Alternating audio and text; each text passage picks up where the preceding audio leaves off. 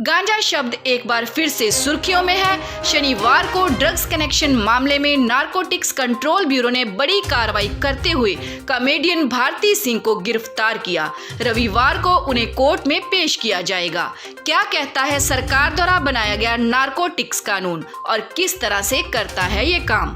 भारतीय संसद ने साल 1985 में नशीले पदार्थों को बेचने, बनाने और सेवन को लेकर नारकोटिक्स ड्रग्स NDPS पारित किया था।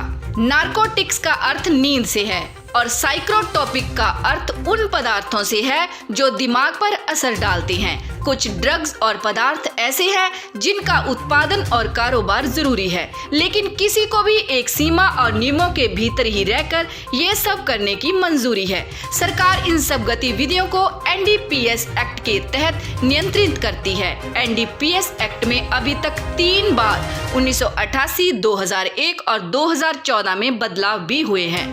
नारकोटिक्स के तहत चरस, गांजा, अफीम, हेरोइन, कोकीन, मार्फिन जैसे पदार्थ आते हैं। वहीं साइकोट्रोपिक के तहत LSD, MMDS, अल्प्राजोमम यानी कि केमिकल को मिलाकर बनाए जाने वाले पदार्थ आते हैं।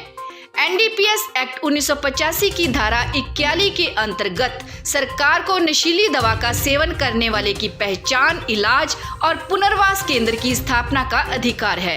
धारा 42 के तहत जांच अधिकारी को बगैर किसी वारंट या अधिकार पत्र की तलाशी लेने, मादक पदार्थ जब्त करने और गिरफ्तार करने का अधिकार दिया गया है।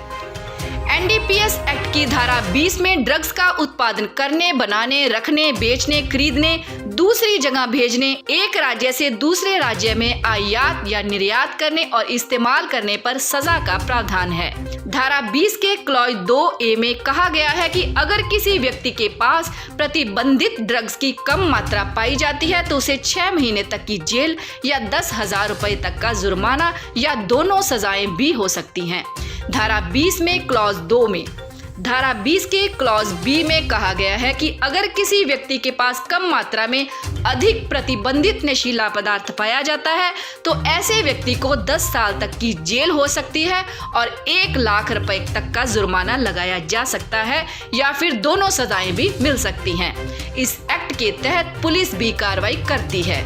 इसके अलावा केंद्र और राज्यों में अलग से नारकोटिक्स विभाग भी होते हैं। नशीले पदार्थों से जुड़े मामलों में कार्रवाई करने वाली सर्वोच्च जांच संस्था नारकोटिक्स कंट्रोल ब्यूरो है। इसकी स्थापना 17 मार्च 1986 को हुई थी। भारती सिंह के मामले में ब्यूरो के एक अधिकारी ने बताया है कि उनके घर से कथित तौर पर बरामद मात्रा कानून के तहत कम मात्रा है। 1000 ग्राम गांजा तक को छोटी मात्रा माना जाता है और इसके लिए 6 महीने तक की जेल या 10,000 रुपए का जुर्माना या दोनों सजाएं हो सकती हैं। एंटी ड्रग एजेंसी ने कहा है कि भारती और उनके पति हर्ष लिम्बाचिया दोनों ने गांजे का सेवन स्वीकार किया है।